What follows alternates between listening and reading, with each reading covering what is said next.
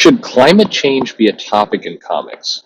Well, probably not. And I think there's a real good reason for this. But you can still hit upon the sensibilities that are involved in climate change. Let me explain.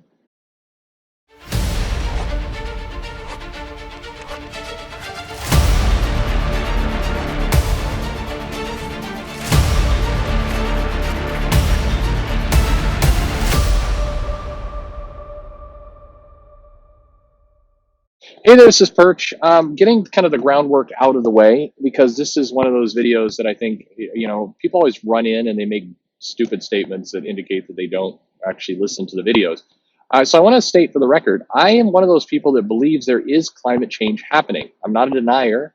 I don't think that it's not. I don't think it's all fake news. I think there is climate change.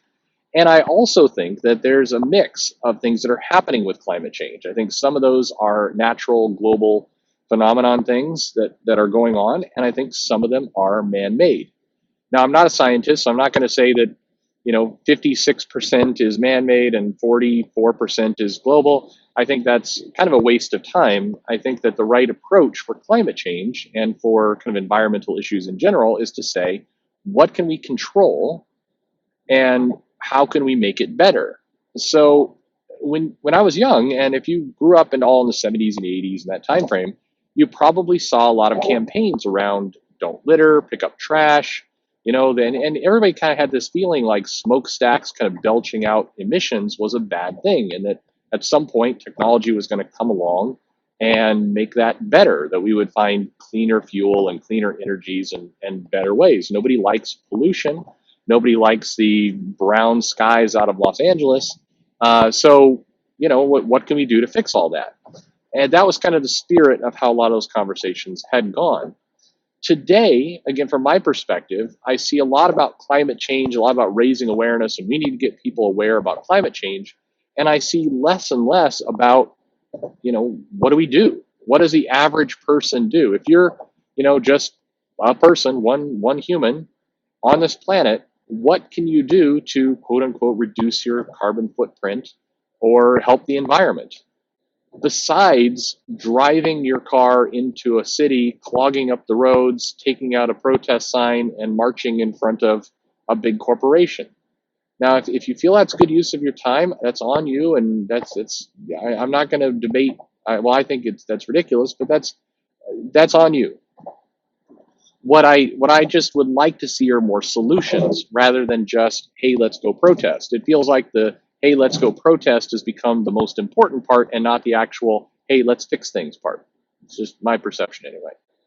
So I wanted to get that out of the way first because people come in and say, oh, you're mad because, somebody's like, Al Ewing is bringing up these environmental topics in Hulk and it makes you crazy. And that's the best part about comics. I mean, first of all, if you think that's the best part about comics is a writer irritating a fan, then you're admitting that a lot of comics are terrible, and B, you're very misguided. I mean, what a terrible thing to root for. You're an awful human being. Consider your choices. You're on the wrong side of history. All those things. But what I think is truthful in comics is that you have this problem with climate change and environmental issues. And I see that really, really strong in Hulk because they're doing this, Roxxon is polluting and Roxxon is trying to profit off of the environmental problems and everything else, an evil corporation. Write this thing about evil corporations. And at the same time, on the other side of the fence, you've got a bunch of heroes who presumably like the planet we're living on. And you've got Reed Richards, who's super smart. You've got all this, and there's just no credible way. I heard an interview, I think with Al Ewing actually. He was like, well, it's a tough problem. It's not like Reed Richards can just wave some magic wand and clean it up.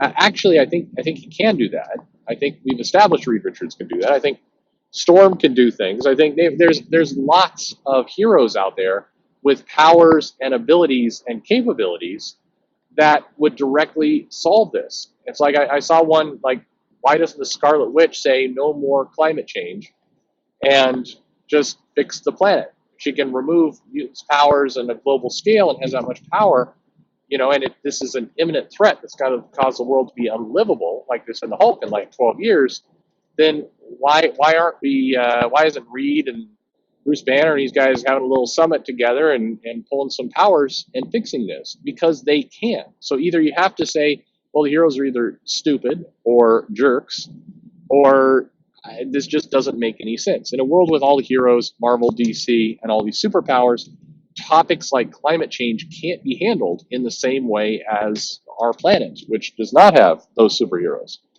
So you have to come up with a clever way to address this issue. And just saying, well, it's a hard problem, and Reed was busy with inventing a room that was 3 times the size of its regular physical dimensions on Yancey Street. Not a good use of Reed's time. I mean, we can basically say Reed's a supervillain if that's the choice we're making here. So I think that's the interesting part about climate change, and why I think as a topic, comics need to either dodge it, meaning don't have it be a big plot point, and whatever you do, if you're going to have an evil corporation, you need to have your evil corporation doing things that are more relevant to a comic world, like maybe they're kidnapping people, maybe they're experimenting on people. It's old Standby, the evil corporation's doing that. But these are all things that can be plots hidden in the background, secretive, that the heroes then have to stumble across, discover, and fix. But if you're going to say the Earth is, we pass the point of return, climate change, all the rest, then you have to have some answer. And the answer can't be, this is why the Hulk is going to go try and expose Roxxon through protests and civil disobedience, when once again we've got Xavier, Jean Grey, telepaths all over the place. We've got the White Queen presumably wants to keep wearing those nice expensive gowns and shoes. So all these cases, you have to have an answer for why these heroes don't step up to the plate and solve it, because they could solve it quite easily, given what we've seen in the past. So and I mean, hell, why not? Moon Girl, smartest hero girl in the Marvel universe. Why not have Moon Girl say, you know what, rather than wasting my time here in elementary school riding around a dinosaur, I'm going to solve climate change. Why not that? There's things that can be done. And that's why as a topic, it just is silly to bring up in comics.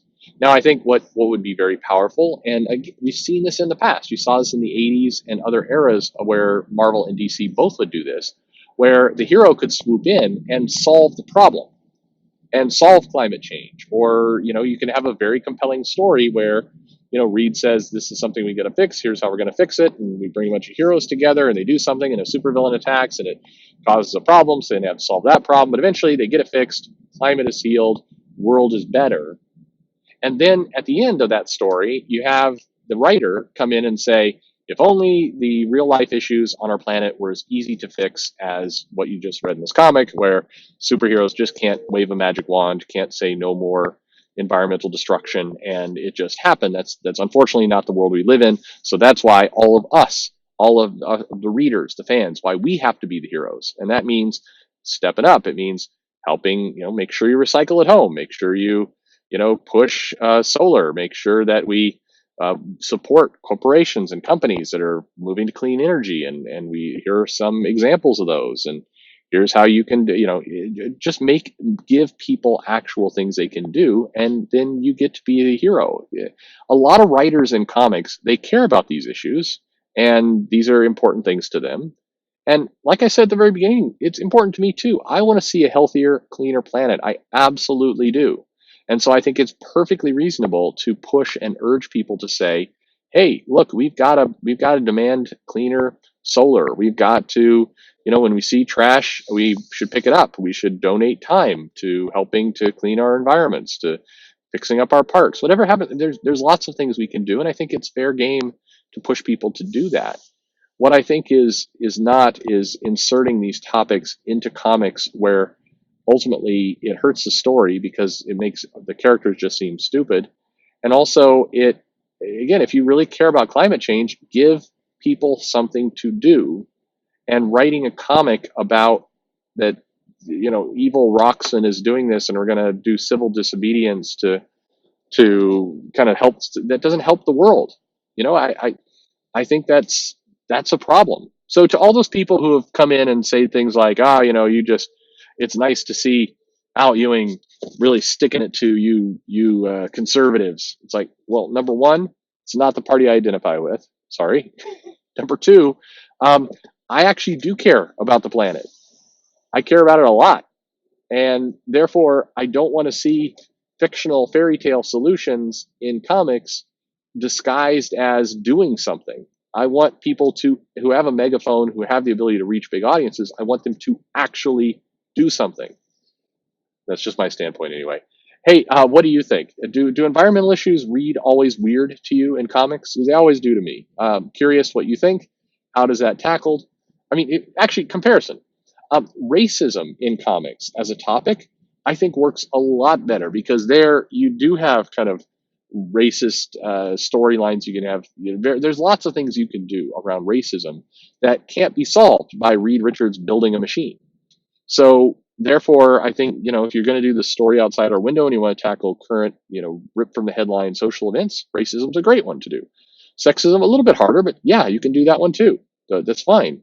But things where, there's a clear, immediate solution that can happen. Those are the ones that just you gotta think through and do them carefully. Just my opinion.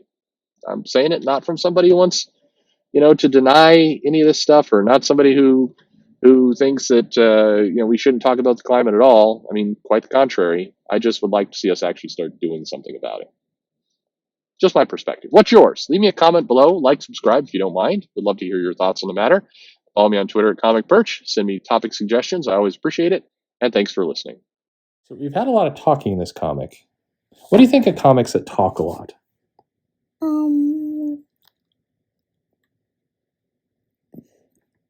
They're not good. Not good. You are not a Brian Michael Bendis fan. That's what I'm getting here right here.